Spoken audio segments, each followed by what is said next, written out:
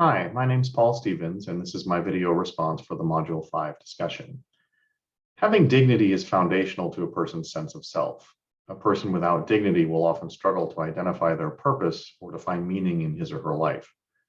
Paraphrasing an old quote by Cicero regarding medicine, "In nothing do people more nearly approach the gods than in giving health to other people." I would argue that a close second would be in giving dignity to other people. Those of us that work in education often talk in terms of helping our students to reach their full potential.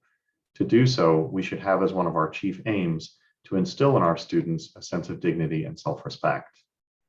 I serve as the Dean of Students at a small private school. Among other duties, I am responsible for student discipline at the school. Most of the students I encounter on a regular basis are ones who have violated school rules in some way, often minor offenses such as dress code violations or accumulating too many tardies, but sometimes larger ones as well. I have found that dignity comes into play in two areas.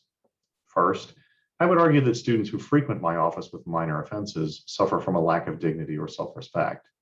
It is my job then to build a relationship with these students to help them come to know their own value as a human being and aid in building that sense of dignity within the student.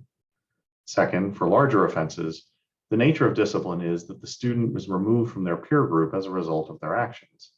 While it's important that the student understand the severity of their actions and the consequences that follow, it is incumbent on me to find a way for that student to be able to return to their peer group while rebuilding that sense of dignity. Being in a private school, some of the 6 principles of IDEA, such as FAPE, do not directly apply. Others, though, certainly do. For example, performing an appropriate evaluation for a student that uses a variety of tools and strategies and is not based on a single instrument is essential both to ensuring that students or groups of students are not incorrectly labeled or disadvantaged, as well as to preserving their dignity.